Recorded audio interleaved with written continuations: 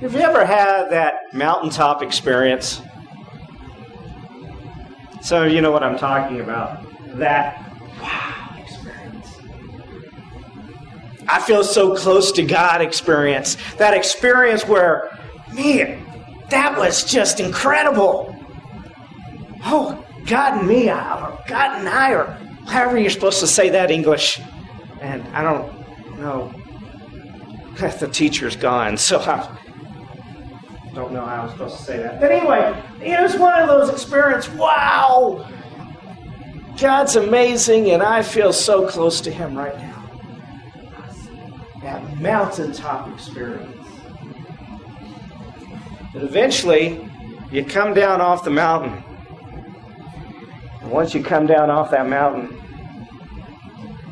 things don't always look the same as it might look on top of the mountain. Moses had that mountaintop experience. And the next 4 weeks, next 2 weeks, we'll skip a week because of our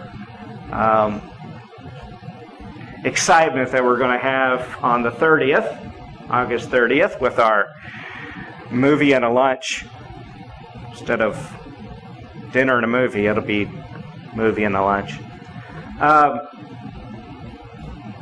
And then we'll finish up the third part of the series. We are going to focus on a great chapter, Exodus chapter 34. And if you'd like to go there to start off with this first part of the series, Exodus chapter 34, looking at verse 1, we're going to see a little bit about that mountaintop experience. And Moses has already dealt with that once.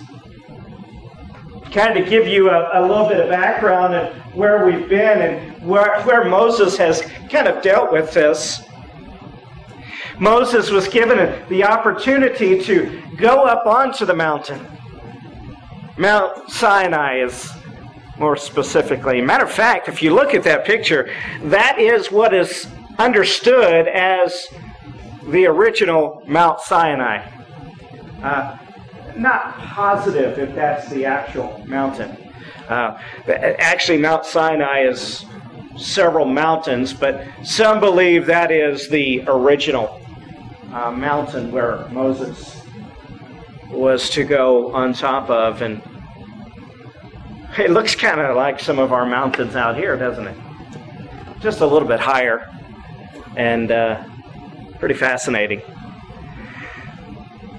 But as Moses was called on by God to go up on top of the mountain, he was taken up there, and as he's up there on the mountain, God tells him to take these stone tablets. You know what I'm talking about? And by the hand of God, these words were written on these stone tablets. Amazing words. We know them as the 10 suggestions. I've told you this one before, haven't I? The 10 Commandments, not the suggestions. The 10 commands, the 10 Commandments. These are the original words of the law. And as that happens, he gives specific words that is just amazing.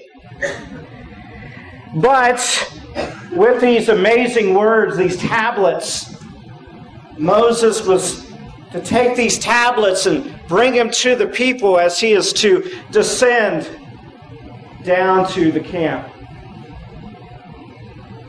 As he's descending, the people, the Israelites, were very impatient. As you may be aware, as their impatience, they decided that they could not wait any longer for Moses to get back. They started getting concerned. Where is their symbol, their ways of having a relationship with God? Moses was their symbol of talking with God. He has not returned. They felt like they were abandoned, even though he was only gone for a short time. So they needed something to connect with. So since they did not have anything for that moment, they decided, under the blessing of the great priest, Aaron, under his blessing, they decided to take all the gold that they could and fashion a golden calf. Now, we have no idea exactly the size of this golden calf, but and why they decided it to be a calf or whatever it was. But they took this calf and they began to burn incense to it and sacrifice to it and bow down to it. And wow, it was just a great opportunity to use this as their symbol of God.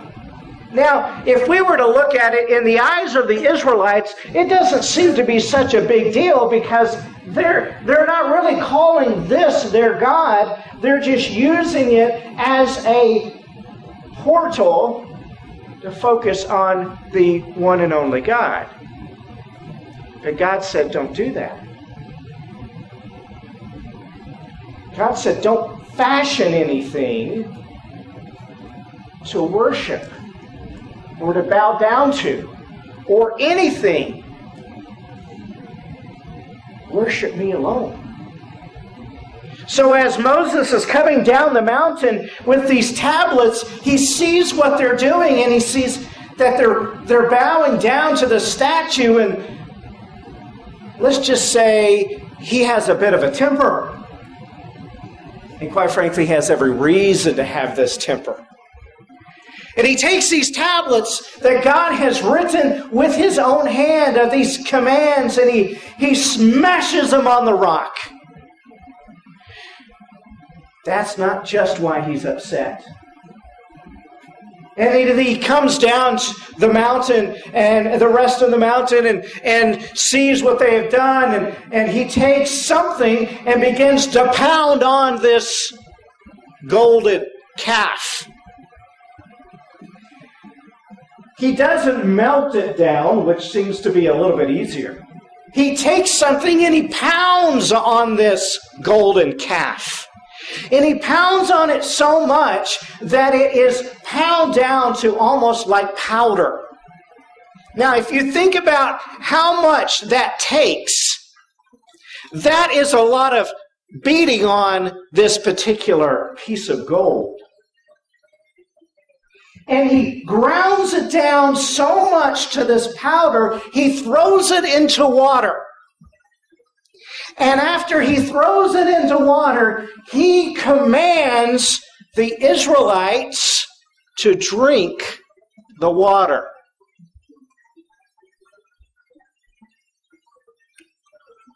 Okay, I want to say this for just a second. Do you think Moses is upset?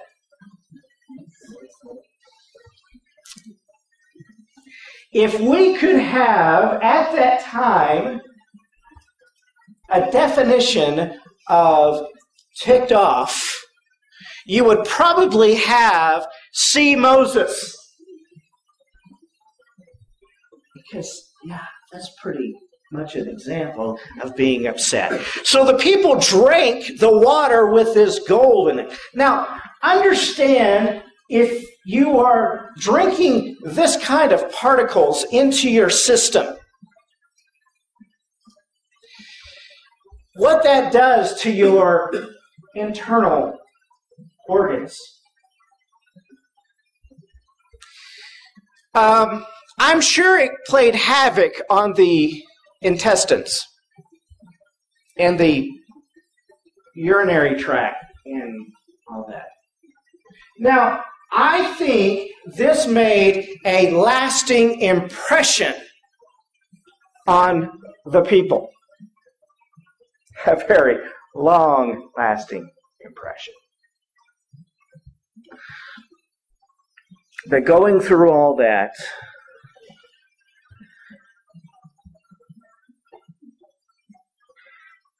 we see that time passes.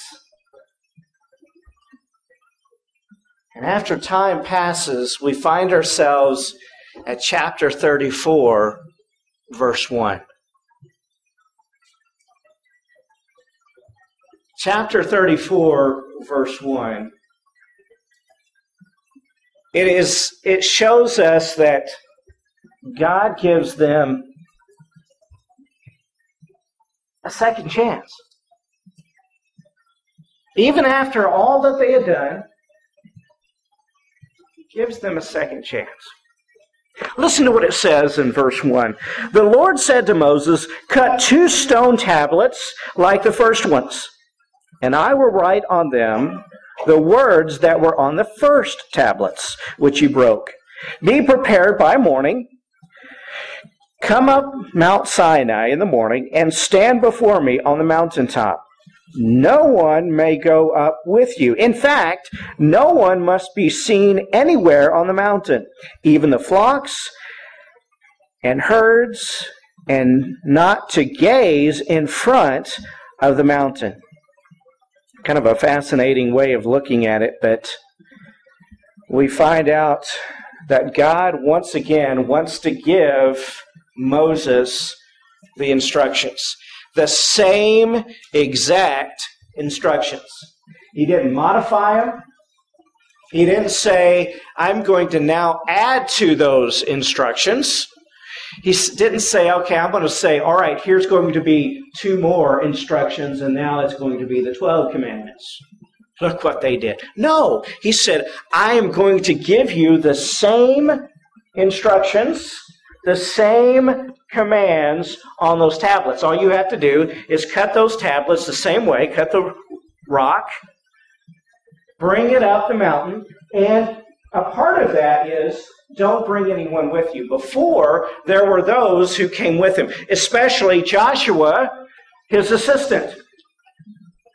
This time, I want you to listen specifically.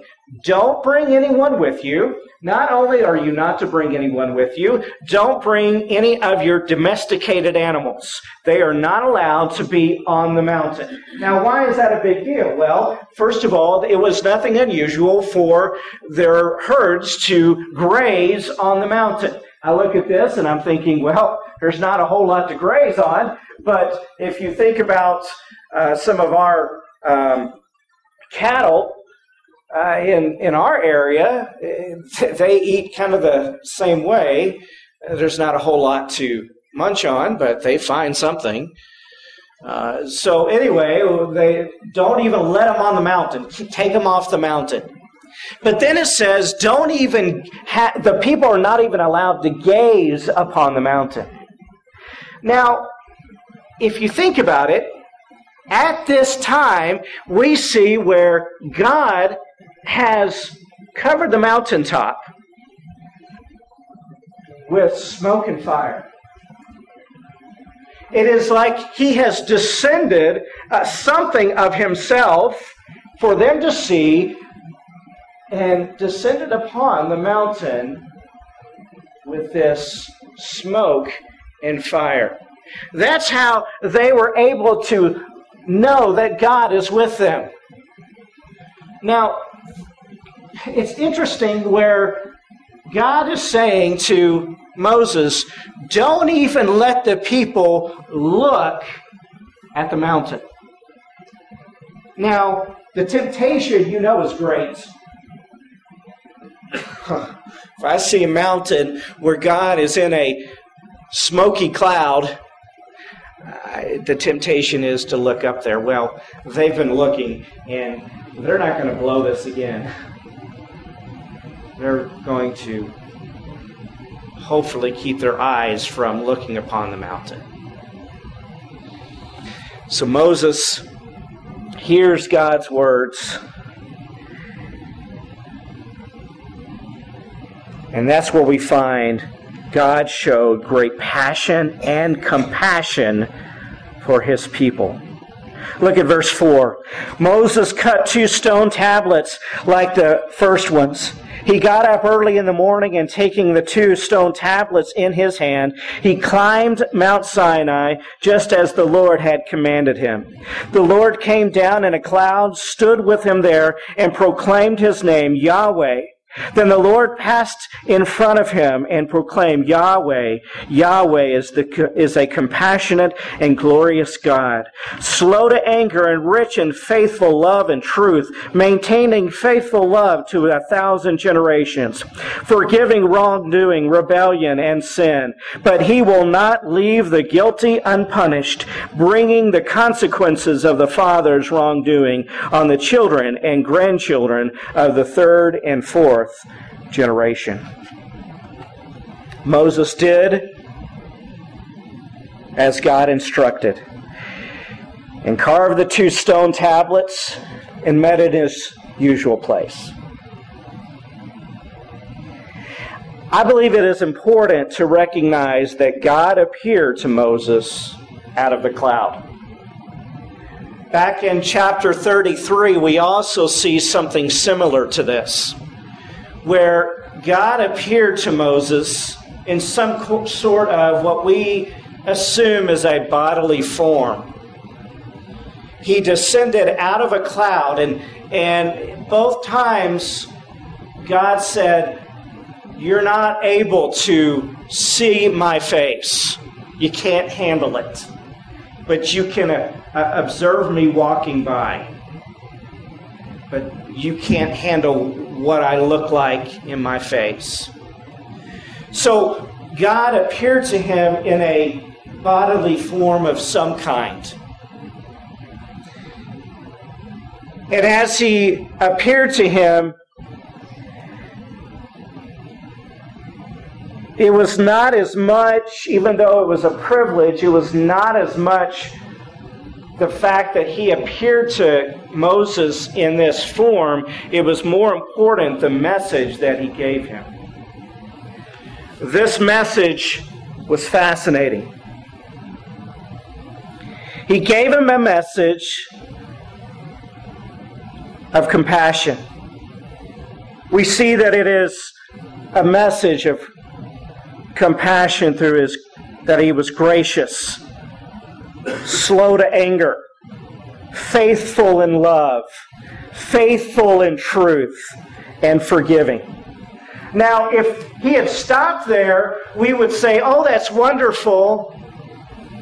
Butterflies and roses." It would be just a great experience. And from there, we could just kind of go home all happy and excited. But he didn't stop there, did he? He says, but there's more to it. God also gave a message of judgment. He said, "The guilty will not go unpunished. To fathers, to children, grandchildren, and each for their own sin from generations to generations." God is not only a God of love, but he is a God of judgment. Don't forget that, he says. And I think that is so important for us to think about today. He is not only a God of love, but a God of judgment. We cannot forget that part. And it goes on that Moses pleads with God not to abandon him. God had every reason to abandon his people. God had every reason to turn away, but listen to what he says in verse 8. Moses immediately bowed down to the ground and worshipped. Then he said, "My Lord, if I have indeed found favor in your sight, my Lord, please go with us. And even though this is a stiff-necked people, forgive our wrongdoing and sin and accept us as your own possession." Significant that he says that. Moses says, please don't abandon them. You know, God had every reason to take his cloud and go home.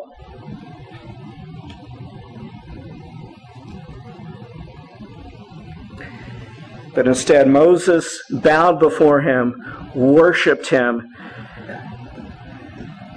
But he said, he pleaded with him not to give up on this stiff-necked people. I want you to do something for me. I want you to show me your best stiff neck. What? Now you have to do the teeth thing. What? Some of you aren't doing it. What? Right? Yeah. Oh, that's a good one back there. Yeah. Joe, you're doing good. Some of you have a really weak neck. Okay, that's pretty good. It's kind of what it means. Matter of fact, in ancient times in Israel, what they would do is they would use oxen to pull either a plow or a heavy load. And what they would do to control those oxen, they would use a very light stick, and on the end of that stick, they would use an iron spike, a very small iron spike. And to get the stubborn oxen to either turn or to go forward, to turn to the left, they would take that very light stick with the iron spike and just tap it on the hind leg to go left.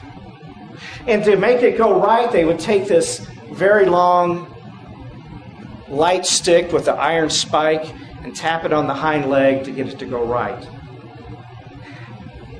For it to go forward, they would take the iron spike with this very long, light stick and tap it on the back of the neck for it to go forward, and they tap it again to make it go faster. Very fascinating. But an ox that is very stubborn would stiffen up its neck. That muscle would tighten up. And if it didn't want to go, it didn't want to go. And so it would just stand there and stiffen up that neck. And so it would take that driver with that long stick to tap it again. If it didn't want to move, tap it harder. Until finally it would loosen up its neck because it got tired of being spiked. And it began to move. It's kind of an interesting way of saying these people are a stiff-necked people. Moses pleaded with those who choose to stiffen up when God prodded them to righteousness. And even now we are a stiff-necked people. We have difficulty receiving the prodding of righteous living. When God is tapping us on the back of our stiff neck, we have difficulty receiving that to live a righteous life. The Bible tells us there is no one righteous. Romans chapter 3, verses 10 through 12 says this, as it is written, there is no one righteous, not even one. There is no one who understands. There is no one who seeks God. All have turned away. All alike have become useless. There is no one who does what is good, not even one. But there is one who was and is righteous. There is one who took the iron spike for us. Actually, he took not just the prick of an iron spike, but he took the destructive, brutal spike 3 of them. 2 in his hands, 1 in his feet, on a horrible, horrible piece of wood, so that we could be right with God. That's what righteousness means, to be right with God. See, with the Israelites on that day, they had the opportunity to be right with God because of obedience of the things that were on those tablets, those commands. They had the opportunity to be obedient because Moses did eventually come down off that mountain with those tablets and told them to follow those words. But we can be right with God, righteous, because of the one who took the spikes for us, who suffered for us, who stood in the place for us, Jesus, the Son of God.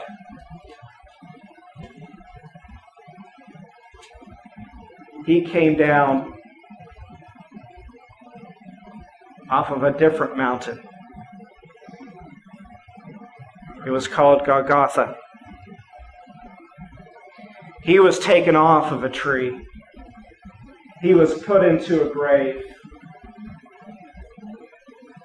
where he stayed there for 3 days because he was in a grave, because he was dead.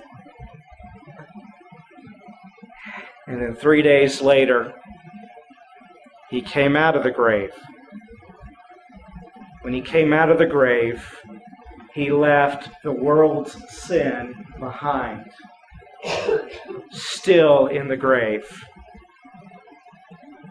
And as he came out of the grave, that gave us, you and I, as well as the rest of the world, the opportunity to be right with God as the final sacrifice.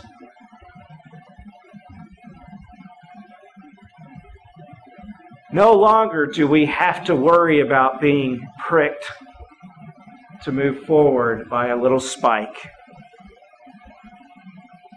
But all we have to do is accept Jesus Christ as the one who has laid down his life so we could have eternal life if we just reach out and take him as the one who laid down his life for us, so that we could be right with God. See, that's what's so beautiful. Our mountaintop experience is not based upon what feeling we get. It's not based upon something that happens once. Our mountaintop experience was what Jesus Christ did on a mountain hanging on a tree. But the fact that he came down off that tree, put in a grave, and rose again. Our mountaintop experience will never end. We may have emotional times and we may have spiritual experiences, but when it comes down to it, we will be right with him because what Christ did for us. I love those mountaintop experiences of spiritual renewal, but Christ has always made us right with him.